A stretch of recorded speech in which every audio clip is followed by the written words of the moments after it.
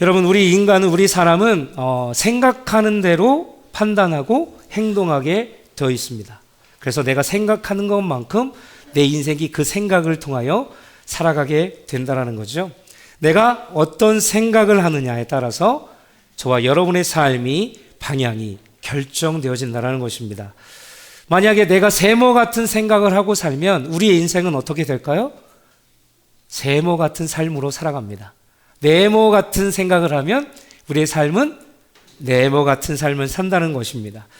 그리고 우리가 날마다 부정적이고 절망적인 생각만 하고 산다면 어떻게 될까요? 절망적인 삶을 살아가는 거예요.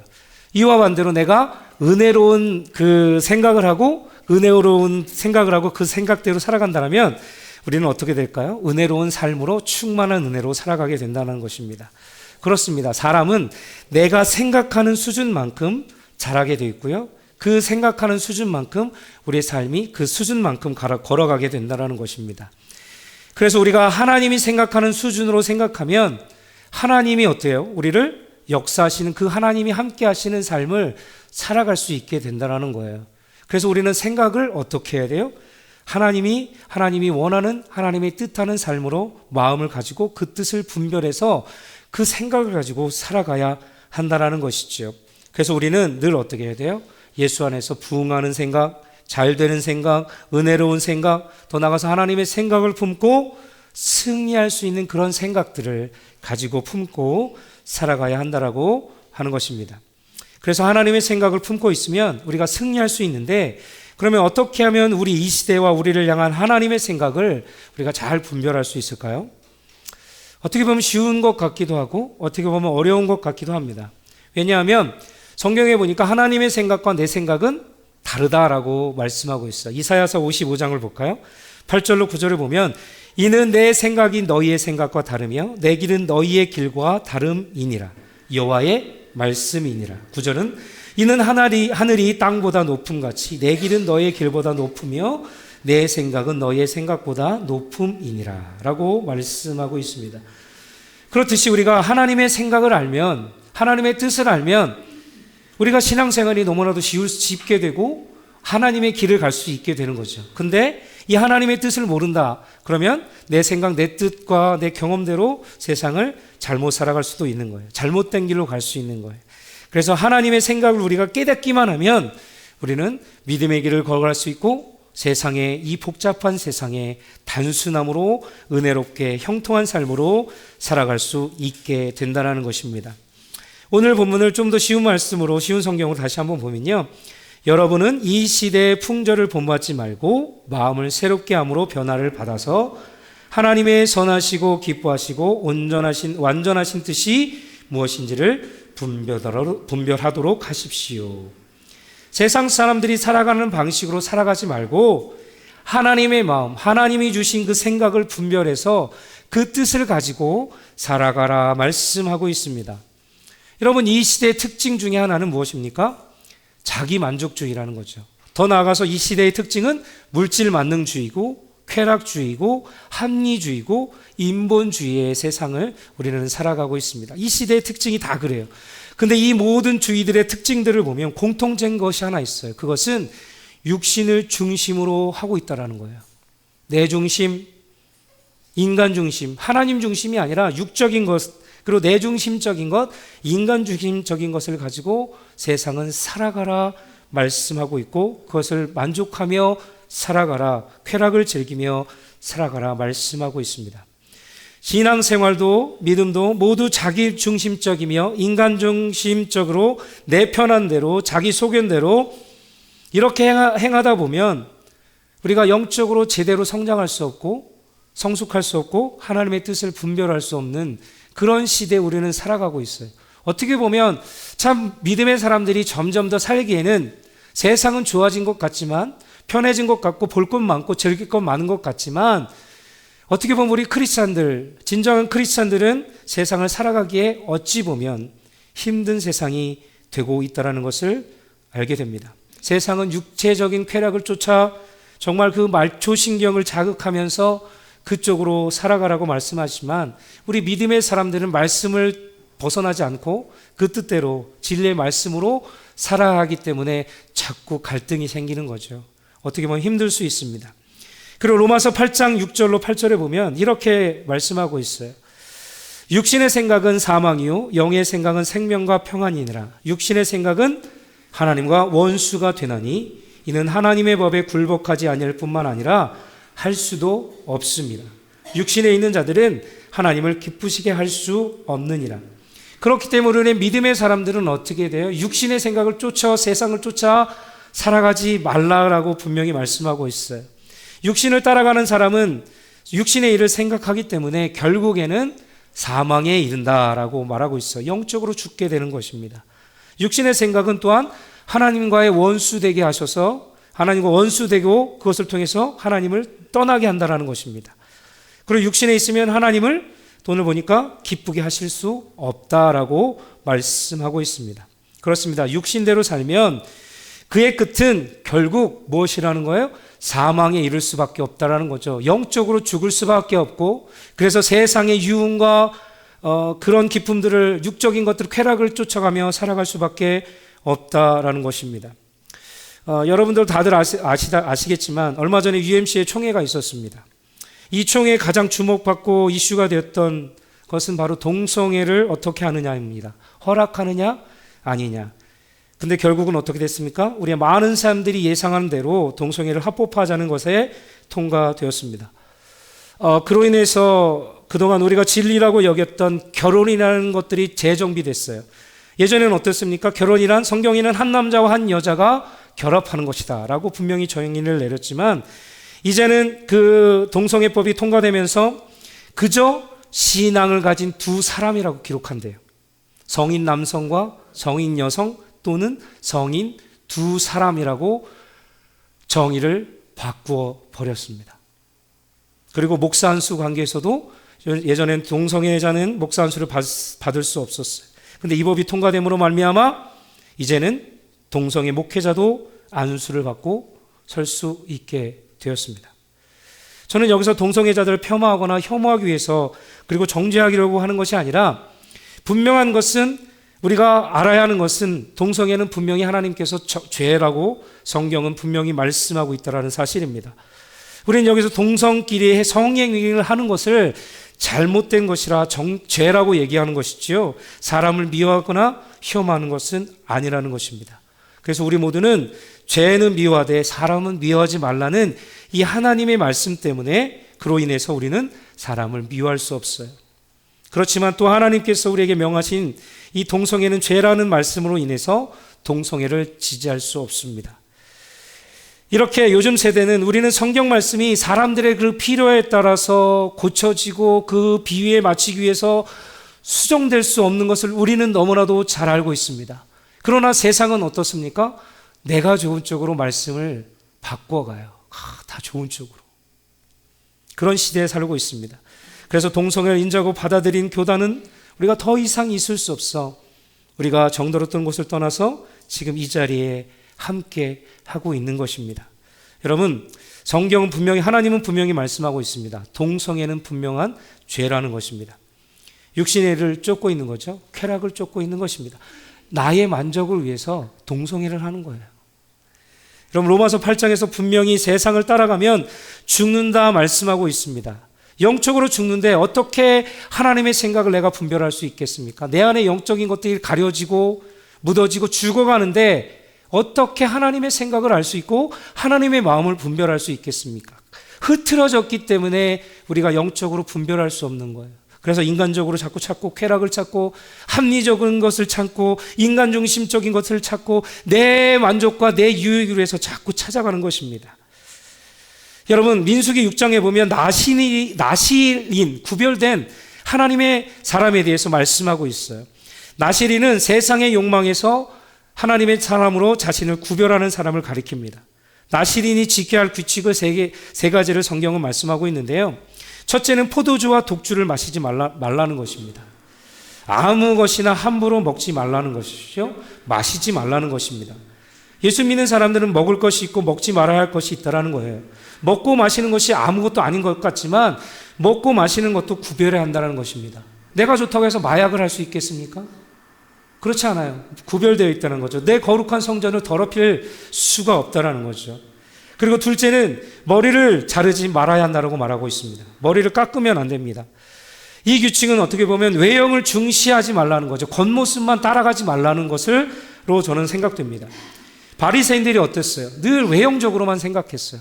사람 많은 곳에 찾아가서 일부러 거기서 무릎 꿇고 소리내어 기도를 합니다. 나는 거룩한 사람이야. 잘 봐. 나는 여기서 이렇게 뜻깊게 기도하고 있어. 헌금도 많이 냈어. 하면서 자꾸 외형적인 것들만 자꾸 신경을 썼습니다. 그래서 하나님은 외식하는 자들이요 라고 하잖아요. 기도하는 사람이라는 것을 자꾸 티냅니다. 우리 예수 믿는 사람들에게 있어서 세상의 외형적인 것을 따르지 말아야 한다라고 알려주고 있는 것이지요. 그리고 유행하는 육적인 것들을 만족시키는 그런 타락한 것들을, 유행하는 것들을 생각하지 말고 따라가지 말라는 것이지요. 신앙생활에, 경건생활에 하나님과 나의 관계가 만나는 그곳을 먼저 생각하고, 아니면 그렇지 않든 도움이 되지 않는다라는 것은 그곳은 우린 가지 말라는 것이지요. 전혀 도움이 되지 않습니다. 셋째는 시체를 가까이 하지 말라는 것입니다. 예수 믿는 사람들은 아무 곳이나 가지 말아야 한다는 것이지요. 거룩하게 구별된 하나님의 백성들은 가도 되는 장소가 있고요, 가지 말아야 하는 장소가 있습니다. 어떤 분들은 그런 이야기를 해요. 나만 정신 차리고 어느 곳을 가든지 바르게 살고 지켜나가면 되지 무엇이 상관이겠느냐 얘기를 합니다. 저도 그런 줄 알았습니다. 예전에도 그렇게 살고 있었고요. 나만 믿음이 좋으니 흔들리지 않고 잘 지켜나갈 수 있을 거야 라는 생각을 갖고 살았어요. 그런데 그곳에서 내가 자꾸 좋지 못한 생각, 부정적인 생각, 그리고 나쁜 생각, 나쁜 모습들을 보면 볼수록 제 마음도 어떻게 돼요? 그것을 쫓아가고 있는 저의 모습을 보게 됐습니다. 그리고 결혼할 때도 그랬어요. 예전에는 믿지 않는 자매랑 결혼을 해서, 여자랑 결혼을 해서 교만했죠. 그 가정을 내가 예수 믿게 하도록 하겠다. 무슨 자신감이었는지 모르겠어요. 근데 성경은 분명히 명예를 같이 하지 말라고 분명히 얘기했거든요. 그래서 자꾸 깨달음을 주시더니 결국은 오히려 믿는 사람과 믿는 사람이 함께해서 더욱더 큰 하나님의 역사를 가지고 믿지 않는 다른 사람들을 전도하는 게 낫다라는 것이죠. 그렇습니다. 나만 정신 차리면 되지. 그렇지 않아요. 세상은 정말 내가 술집에 가 있다고 생각해요. 거기서 내가 기도하고 중보기도하고 통성기도 할 수 있을 것 같아요? 그렇지 못해. 오히려 그 분위기에 휩쓸려서 세상적인 것에, 세속적인 것에 가랑비에 옷 젖듯이 나도 모르는 사이에, 나도 아닌 것처럼 하고 있지만 모르는 사이에 그 좋지 않은 것들로부터 물들어 간다는 거예요. 그렇기 때문에 아예 쳐다보지도 말고 가지도 말라는 것입니다. 이것이 하나님께서 우리를 향한 마음이죠. 쳐다보지도 말라. 나도 모르는 사이에 물들어가는 것은 참 좋지 않습니다. 나도 몰라요. 내가 이렇게 되고 있는지도 몰라요. 장악당하게 됩니다. 그렇기 때문에 성도들이 가야 할 곳과 가지 말아야 할 곳을 우리는 분명히 구별해야 한다는 것입니다. 하나님이 원하지 않는 곳, 하나님이 싫어하는 곳, 죄악이 만연한 곳은 우리는 쳐다보지도 말고 가지도 말고 서 있지도 마시기를 주님의 이름으로 간절히 축복합니다. 어떻게 보면 이 세상을 따라가는 것이 세상 사람들을 봤을 때 참 편리해 보이고 좋아 보이고 참 괜찮은 것 같아요. 이 세상을 따라가지 않는 것이 참 미련해 보이고 어떻게 보면 답답해 보일 수도 있어요. 세상 사람들이 저와 여러분을 봤을 때 참 미련하다라고 생각할 수 있어요. 굳이 이 좋은 날에, 맑은 날에 저렇게 예배를 드려가서 힘들게 시간을 투자하고 더 나은 물질도 드리고 열심을 다해서 왜 저렇게 살아갈까? 미련할 수도 있습니다. 그러나 우리에게 있어서는 이것이 우리에게 가장 큰 행복이고 가장 축복이고 가장 십자가의 그 능력이 우리 가운데 나타나는 거예요. 세상의 유행을 따라가지 않으면 세상 사람들이 융통성이 없어 보이고 시대에 뒤떨어진 사람들처럼 보일 수 있어요. 세상의 흐름에 민감해야 성공하는 것이고 세상 사람들이 가는 곳으로 가야 진정한 행복이다. 세상은 우리를 향해서 자꾸 그렇게 유혹합니다. 그러나 예수 믿는 사람들은 세상을 분명한 것은 따라가지 말라. 성경은 분명히 말씀하고 있습니다. 물론 우리가 시대를 읽고 그 시대를 준비해 나가는 것은 참 필요합니다. 하지만 영적으로 도움이 되지 않는 것들은 우리가 따를 필요가 없는 거예요. 말씀에 어긋나는 것들, 하나님께서 이것은 죄다라고 명하신 것들은 우리가 따를 필요는 없는 거예요. 그것을 거부하면서 오히려 하나님의 뜻을 세워 나가야 되는 것입니다. 세상 풍조를 따르지 않는 것이 세상 사람들로 하여금 바보 같고 옳지 않은 것 같지만 우리에게 있어서는 믿음의 사람들, 하나님을 따르고 하나님의 자녀들은, 하나님의 마음을 헤아리는 자들은 이 세상 풍조를 따르지 않는다라는 것입니다. 세상을 따라가면 따라갈수록 하나님의 뜻을 분별할 수 없기 때문에 우리 믿음의 사람들은 반드시 하나님의 마음을 헤아리고 하나님의 생각을 알아 그 뜻을 행하며 그 뜻을 쫓아가야 한다는 것이지요. 진정한 행복은 말씀을 따라 사는 삶이고 주 안에서 그 믿음으로 하나님이 우리에게, 저와 여러분에게 원하신 것이 무엇인지 그 마음을 헤아려 그 마음을 따라 쫓아 살아가야 한다는 것입니다. 오늘 본문 로마서 12장 2절은 하나님께서 우리를 향한 하나님의 그 마음, 그 생각들을 알 수 있어요. 오늘 말씀을 볼까요? 먼저 12장 2절 가운데 우리에게 하나님의 마음은 어떤 마음이냐? 먼저 이 세상을 본받지 말고 분별하라는 것입니다. 너희는 이 세대를 본받지 말고, 하나님이 분명히 말씀하십니다. 저는 우리 성도님이 이 세상을 본받지 말고, 우리 공동체가 이 세상을 따라가지 말고 하나님의 그 마음과 생각을 따라갔으면 좋겠습니다. 세상 풍조를 따르는 곳이 정말 악하고 죽을 수밖에 없는 그런 곳이기 때문에 우리는 세상 풍조를 따라가지 말아야 하고, 그 세상 풍조를 따라가는 것보다 하나님의 것들을 따라가는 것을 우선순위에 두고 정말 믿음의 승리자로 살아갔으면 좋겠고요. 그래서 하나님의 그 생각들, 하나님의 뜻을 분별해서 거기에 여러분의 승부를 거셨으면 좋겠어요. 세상은 참 미련한 것, 우리를 향해서 왜 답답하게 저렇게 나가서 고생을 하느냐. 그러나 우리는 하나님의 말씀이 살아있기 때문에, 그 말씀을 믿고 나왔기 때문에 우리는 거기에 목숨을 걸고 승부를 걸었기 때문에 이 자리에 있는 거예요. 저희들을 통해서, 저와 여러분의 그 고백을 통해서 하나님께서 이루어 나가실 것을 저는 기대합니다. 예전에도 말씀드렸지만 우리 성도들이 예수 정신으로 살면 쉽게 은혜를 잊어버리지 않는다 말씀드렸습니다. 우리를 더욱더 그 예수 정신으로 살면 믿음을 더욱더 견고하게 하고 겸손하게 하고 하나님의 그 사람으로 만들어 간다는 거죠. 그래서 오히려 세상을, 그 예수 정신을 갖고 있는 여러분을 통해서 세상을 변화시킨다는 것입니다. 예수 정신으로 사는 자들에게 실망이나 실패는 없습니다. 예수 정신으로 주님 마음을 품고 살아가는 사람들에게는 하나님의 놀라운 믿음의 형통한 삶을 누리도록 합니다. 이 형통함은 모든 것이 잘 되고 잘 풀리는 것이 아니라 하나님의 은혜와 평강이 늘 기쁨으로 함께하는 형통함인 것입니다. 그렇기 때문에 우리는 힘들지만, 어렵지만, 환경의 불편함도 있지만 그 말씀, 하나님의 믿음으로 믿고 나와 그것을 의지하여 살아갈 때 저와 여러분을 통해서 놀라운 하나님의 능력이, 하나님의 나라가 세워질 것을 저는 기대합니다. 그렇게 만들어 주시기를 주님의 이름으로 또한 부탁드립니다.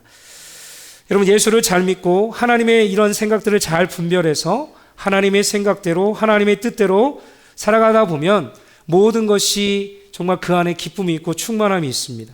그래서 여러분, 세상을 따라가지 마시고요, 하나님이 기뻐하시는 일, 하나님이 좋아하시는 일, 하나님이 원하는 곳에 늘 거하시기를 주님의 이름으로 간절히 축복합니다. 물론 쉬운 일은 아닙니다. 불편함도 있고 여러 가지 제약도 있을 것입니다. 그런데 우리는 그것들 불편하지 마시고 이겨내서 열심히 기도하면서 성령의 충만함을 받아서 하나님으로부터 그 능력을 받아 정말 감당해 나가셔서 정말 이 세상을 쫓지 않냐고 하나님이 기뻐하시는 일에 승부를 거셔서 저와 여러분들이 축복을 누리시는 그런 삶을 누리시기를 주님의 이름으로 부탁드립니다. 아주 오래된 작은 경비행기로 대서양을 최초로 횡단한 찰스 린드버그라는 사람이 있습니다. 사진에 있죠? 이분은 1927년 5월에 25살의 나이로 뉴욕에서 파리까지 대서양을 횡단하는 데 성공을 합니다. 무려 33시간 30분이라는 시간을 작은 비행기로 횡단을 했어요. 그래서 세계 최초로 대서양을 횡단하고 그 성공을 하니까 얼마나 대단했겠습니까? 하루아침에 유명 인사가 되어 있었어요. 스타가 되었습니다. 그래서 언론에서는 연일 이 보도가 계속해서 나가고 더 나가서 전 세계에 횡단을 했으니까 난리가 났습니다. 그래서 린드버그가 얼마 뒤에 영국을 방문하게 되었는데 이제 영국 국민들이 사람들이 열렬히 그를 환호하면서 언론들이 서로 우리가 먼저 취재하겠노라고 막 이렇게 앞다투어 그를 취재하려고 야단이었습니다. 그때 어느 담배 회사가 이제 오너가 이 아주 기발한 아이디어를 냈다라는 거죠. 이 대서양을 횡단한 이 린드버그가 담배 한 패키를 피면서 손에 들고 사진을 찍으면 좋겠다라는 생각을 한 거예요. 그러면 자기가 담배 회사에 놀라운 돈 방석에 앉을 거라는 생각을 했어요. 그렇게 되면 정말 이 담배를 선전하게 되고 부흥하게 되고 사업이 잘 되겠구나 생각을 한 거죠. 그래서 이제 이 린드버그에게 찾아가서 얘기를 합니다. 딜을 하는 거죠. 당신이 영국에 도착할 때에 다른 것도 필요 없어요. 우리 회사 담배를 하나 딱 물고 입을 피면서 그 비행장에서 내려왔으면 좋겠어요 라고 하는 거예요. 그렇게만 하면 내가 당신에게 5만 불을 주겠습니다. 이거 하나만 들고 나오면. 요즘도 CF가 하면 5만 불이면 작은 돈은 아닌 것 같습니다. 그죠? 특히 1920년대 5만 불이면 지금은 얼마 정도 될까요? 어마어마한 금액이죠. 엄청난 돈입니다. 이제 린드버그는 이 이야기를 다 듣고 이런 말을 해요. 사장님, 저를 그렇게까지 생각해 주셔서 너무나도 감사합니다. 그런데 저는 하나님을 믿고 예수 그리스도를 믿는 그리고 세례를 받은 교인입니다. 예수 믿는 사람이라서 담배 선전하는 것은 하지 못하겠습니다. 하면서 정중히 거절했다는 것입니다. 요즘 미국 사회가 많이 달라지긴 했지만 당시만 해도 이 예수님인 사람들은 굉장히 더욱더 경건했다고 해요. 그래서 일체 뭐 이런 술, 담배를 하지 않았다고 합니다. 이런 미국이 지금 이렇게 된 거죠. 그래서 린드버그는 5만 불을 준다 해도 내가 예수 믿는 이런 이유 하나만으로 그 놀라운 딜을 거절했다라는 것이죠. 믿음의 승부를 걸었더라는 거죠. 예수 하나만으로. 돈방석에 앉을 수도 있는 그런 상황. 저와 여러분들의 이런 유혹이 있을 수 있어요. 저에게도 올 수 있고요. 여러분에게도 올 수 있습니다. 그러면 여러분은 어떤 것을 택하시겠습니까? 우린 세상 풍조를 택하는 것이 아니라 하나님의 거룩하신 것을 택해야 된다는 거죠. 예수 믿는 사람들은 세상을 거슬러 역행하여 오히려 복음을 통해서 이 세상을 변화시켜야 돼요. 정말 이 미국 땅이 청교도 정신으로 믿음으로 세워졌지만 저는 다시 한번 이 미국 땅이 오히려 선교지가 되어가고 있다는 것을 참 새삼스럽게 요즘을 더 느끼고 있습니다. 세상 풍조는 하나님의 법과 역행돼서 나라적으로도 죄를 인정하고 그것을 공식적으로 법으로 인정하고 참 우리가 설 자리가 없는 거예요. 그럼에도 불구하고 우리는 복음을 들고 세상을 거슬러 올라가 그곳을 변화시켜야 됩니다. 기도하고 우리가 준비되어져서 이 세상을 변화시켜야 될 줄로 믿습니다.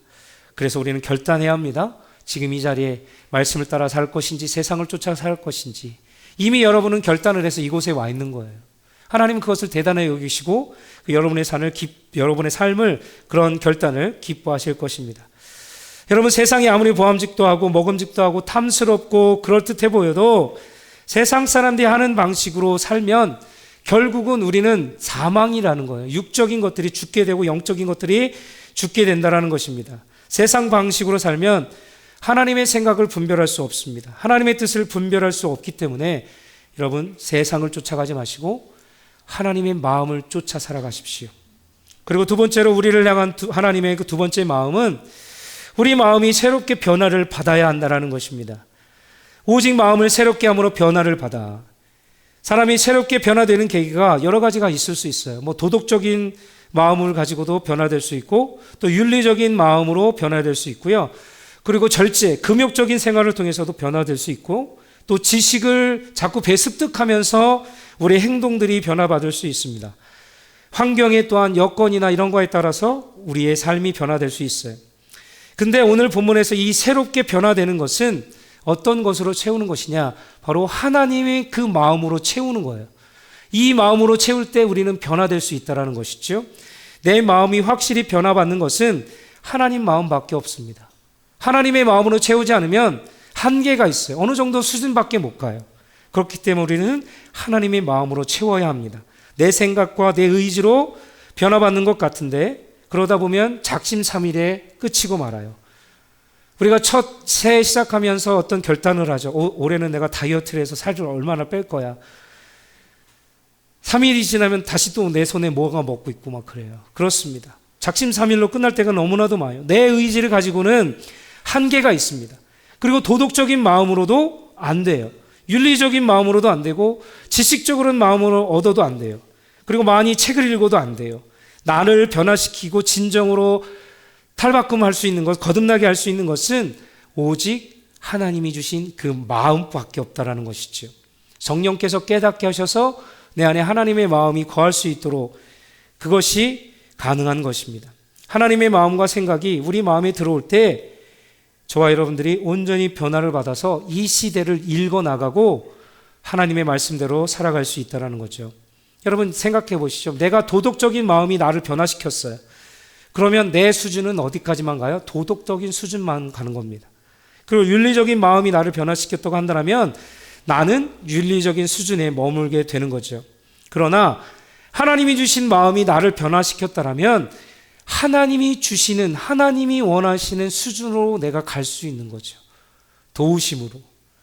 여러분 베드로를 한번 생각해 볼까요? 베드로는 어땠습니까?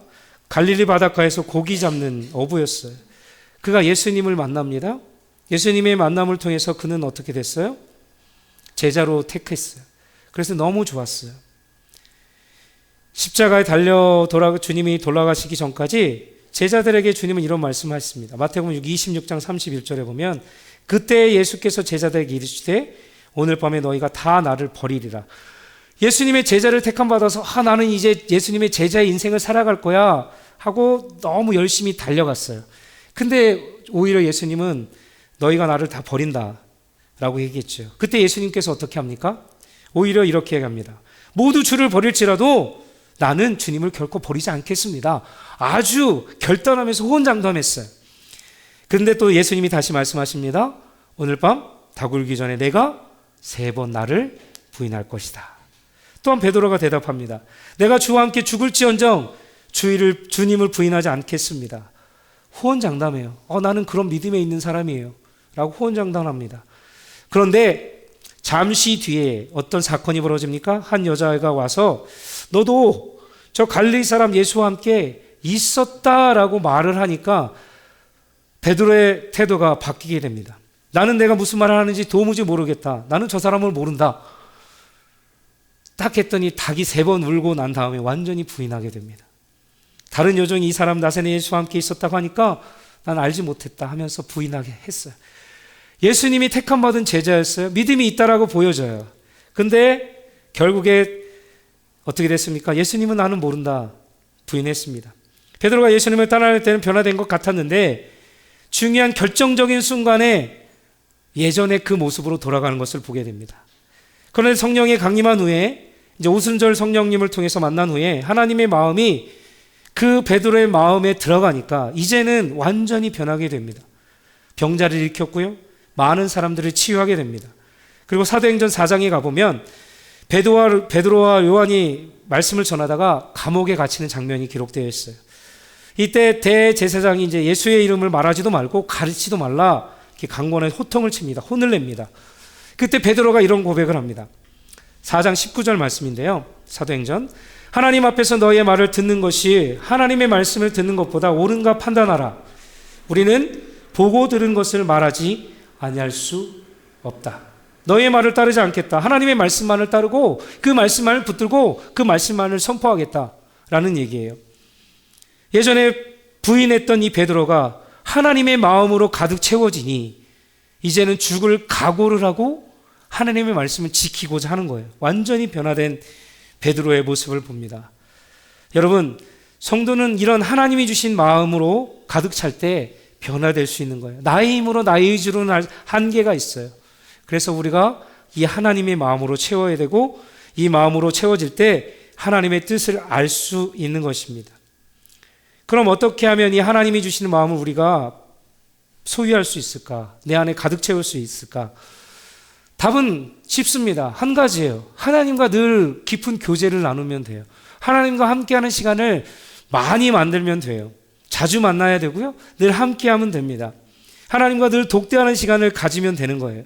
그래서 하나님의 마음이, 내 마음이 세상을 향해서 흐트러질 수 없을 정도로 그 틈을 두지 말아야 된다는 거죠. 성경에 보면 그 틈을 두지 않기 위해서 우리가 해야 될 일이 있어요. 첫 번째로 로마서 10장 17절에 보면 하나님의 마음이 자꾸 내 마음을 소유하려면, 가득 채우려면 이런 믿음의 말씀의 고백이 있습니다. 믿음은 들음에서 나며 들음은 그리스도의 말씀으로 말미암았느니라. 그리스도의 그 말씀을 계속해서 들어야 믿음이 자라고요. 그 믿음을 통해서 내 안에 하나님의 마음으로 채울 수 있는 것입니다. 우리는 자꾸 들어야 돼요. 주일날 한 번만으로 만족하면 되지. 아니에요. 세상 6일 동안 세상 일들을 막 하다가 주일날 와서, 물론 그 큰 은혜도 있겠지만 여러분 삶을 통해 매일 주어지는 하나님의 말씀을 묵상하십시오. 기회가 많잖아요. 우리 가운데 기쁨의 언덕도 있을 것이고, 또 여러분 개인적으로 성경 읽는 것도 있을 것이고, 여러 가지 다양한. 근데 여러분 유튜브를 들을 때는 참 조심해야 될 게 있습니다. 좋은 말씀, 좋은 바른 말씀도 있는데 때로는 교묘하게 섞여있는 잘못된 진리가 섞여있는 유튜브들도 제가 보니까 너무나도 많아요. 여러분 헷갈리는 거 있으면 아예 쳐다보지 마시고 공식적으로 인정된 교회나 그 교단이나 그 선포되는 말씀들을 읽어야 돼요. 아셨죠? 되도록이면 내가 모르는 그런 말씀들은 읽지 마십시오. 모르면 우리 목장직이나 저에게 물어보시면 저희들이 또 검토하고 봐서 확인하도록 하겠습니다. 아무튼 우리가 계속 그리스도의 말씀을 듣고 들음에서 우리는 믿음이 자라나요. 두 번째는 시편 1편 2절에 기록하고 있는데요. 오직 여호와의 율법을 즐거워하며 그 율법을 주야로 묵상하는 조다. 말씀을 이렇게 가끔 들었잖아요. 그러면 똑같이 이와 연관대로 우리가 그 말씀을, 하나님의 말씀을 늘 묵상하고 해야 돼요. 요즘 말로 큐티를 하라는 거죠. 하나님의 말씀을 늘 묵상하고 하나님이 주시는 말씀들을 귀담아 들을 필요가 있습니다. 이럴 때 우리가 하나님의 마음을 채울 수 있는 것이죠. 세 번째로는 예레미야 33장 3절입니다. 너는 내게 부르짖으라. 내가 내게 응답하겠고 내가 알지 못하는 크고 비밀한 일을, 은밀한 일을 너에게 보여주리라. 부르짖어 기도할 때 하나님의 마음을 우리가 알 수 있는 거죠. 기도하지 않고서는 하나님의 뜻을 헤아릴 수 없습니다. 기도하는 죄를 결코 범하지 않겠다라는 마음, 믿음의 고백으로 우리는 부르짖어 기도해야 돼요. 때를 얻든지 못 얻든지 늘 열심을 다해 기도해야 돼요. 참으로 감사한 것은 저희 교회가 시작된 지 얼마 안 되지만 계속해서 우리가 그때부터 예배 드릴 때마다 중보기도 팀이 있고 그 중보기도 팀을 통해서 계속해서 중보기도가 이루어지고 있다는 것이죠. 이것이 우리에게서 큰 힘이고 큰 열매입니다. 그렇기 때문에 우리는 부르짖어 기도할 수 있어야 되고 그것을 통해서 하나님의 마음을 채워야 합니다. 마지막으로 역대상 16절 25절에 가보면 여호와는 위대하시니 극진히 찬양할 것이요. 이 말은 뭐냐면 하나님을 뜨겁게 찬양하고 예배하라 말씀하고 있는 거죠. 하나님의 마음이 내 심령 속에서 들어올 때 우리가 뜨겁게 열정적으로 찬양하고 예배할 때 그 하나님의 마음이 지금 이 자리에 찾아오고 있는 것이고 저와 여러분의 마음에 들어와 계시다라는 것입니다. 그렇기 때문에 우리가 찬양할 때, 예배할 때 정말로 열정적으로 예배해야 돼요. 우리 GMC에서 그 사명선언문이라고 할 수 있는 게 있는데 바로 열정적으로 예배하는 거죠. 저는 이 단어가 너무 좋아요. 열정적으로 예배하는. 여러분 유명한 연예인이 왔을 때 젊은 사람들이 그 열정적인 그 가수에 열광하면서 그들을 찬양하는 그 모습을 보면 참 그것을 통해서 우리가 배울 수 있어요. 우리도 하나님을 예배할 때 이렇게 열정적으로 찬양하고 예배해야 된다. 그러면 하나님께서 그 마음 가운데, 우리의 마음 가운데 찾아와 주셔서 하나님의 마음으로 채워주실 것입니다. 여러분 매일 하나님과 독대하는 시간을 많이 만들어 가십시오. 예배하는 곳에, 말씀이 선포되는 곳에 늘 거하시고 성경을 읽는 시간, 기도하는 시간, 말씀을 묵상하는 시간, 찬양하고 예배하는 시간, 그리고 우리가 매주 주중에 모이는 이런 묵상 모임들이 있어요. 남성분들은 월요일날, 여성분들은 금요일날, 토요일날 모이는데요. 할 수 있는 분들은 되도록이면 그것만이라도 모으셔서 그것을 위해서도 내가 적어도 그날에 주어지는 말씀은 보실 거 아니에요. 그리고 또 징검다리 성경 공부가 있잖아요. 그곳에서도 하나님의 뜻이 있고 하나님의 말씀이 함께 나누고 있고, 또 이제 앞으로는 제가 물론 지금 개인적으로 조금 모임에서 성경 통독을 하는 시간도 있지만 이제는 전 교인 대상으로 우리가 성경 통독을 하며 함께 읽어나가는 시간도 생각을 하고 있습니다.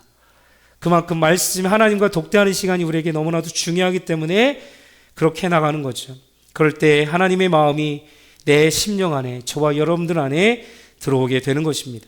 하나님의 마음이 내 마음에 들어오면 하나님의 뜻을 알고 하나님의 생각을 알고 그 생각을 따라 시대를 분별하여 하나님의 뜻을 쫓아 살아갈 수 있는 거예요. 근데 그 마음이 없으면 엉뚱한 것에 초점을 맞춰요. 그래서 자꾸 하나님과 어긋나고 그것을 통해서 자꾸 죄악이 들어오고 자꾸 영적인 것들을 흐르게 한다는 거죠. 그래서 저와 여러분들이 하나님의 마음을 더욱더 품고 채워서 하나님의 생각을, 하나님의 마음을 분별해서 시대를 잘 읽고 시대를 정말 변화시키는 저와 여러분이 되셨으면 좋겠습니다. 말씀을 마치려고 합니다. 한 그림을 보여드릴 텐데요. 여러분이 우리가 잘 알고 있는 성화 중에 윌리엄 헌트라는 분이 그린 그림이 있어요. 세상의 빛이라는 그림입니다. 보이나요? 많이들 보셨지요? 예수님께서 굳게 닫힌 문 밖에서 한 손에는 등불을 들고 다른 한 손에는 문을 두드리는 모습의 그림입니다. 그 문은 연지가 오래된 것 같은데요. 주위에 보면 뭐 꽃들도 있지만 들풀도 막 여기저기 자라가 있고 또 이끼도 끼어 있는 것 같습니다. 그림을 자세히 보면 예수님이 계신 그 문의 바깥에는 손잡이가 없어요. 손잡이가 없고 자꾸 문을 두드려 안에서 열 수 있을 밖에 없어요. 이 문은 안에서만 열 수 있는 거죠. 그래서 사람의 마음 문은 이거 그림을 통해서 어떻게 할 수 있냐? 우리의 마음을 먼저 열어야 주님이 찾아오신다는 거죠. 지금도 주님은 여러분 마음을 두드리고 계세요. 똑똑똑똑. 그래서 우리는 주님의 마음이 우리 안에 올 수 있도록 내 마음을 활짝 열어야 돼요. 하나님께서 하나님의 생각을 분별하는 사람으로 만들어 주시기 위해서 우리의 마음을 열어야 합니다. 예수님을 모시려고 마음을 오픈해야 합니다. 내가 하나님의 생각을 받아들이기 위해서는 나의 문을 먼저 여셔야 돼요. 저와 여러분의 마음 문을 여십시오. 그리고 주님이 내 마음 가운데 꽉 채워주기를 소망하시고 들어오셔서 저와 여러분의 삶을 이끌어 가실 수 있도록 해야 합니다. 그래서 주님이 내 안에서 나와 함께 먹고 마시면서 우리의 삶을 주관하실 수 있도록 해야 한다는 것입니다. 우리가 말씀을 의지해서 결단했던 것처럼 앞으로도 우리가 흔들리지 말고 그 믿음을 가지고 견고하게 서서 이 세상을 걸어나가야 되고 걸어나가서 세상을 변화시킬 수 있도록 해야 한다는 거죠. 우리의 능으로는 할 수 없습니다. 성령님께서 도우셔서 저와 여러분 안에 하나님의 마음으로 채우고 그 채움을 받아서 하나님께 영광되고 나라 민족들을 구원하는 저와 여러분이 되셨으면 좋겠어요. 그래서 하나님이 함께 하시고 주 안에서 정말 신앙의 기쁨으로, 신앙의 성공자로, 신앙의 행복자로 살아가시길 주님의 이름으로 축복합니다.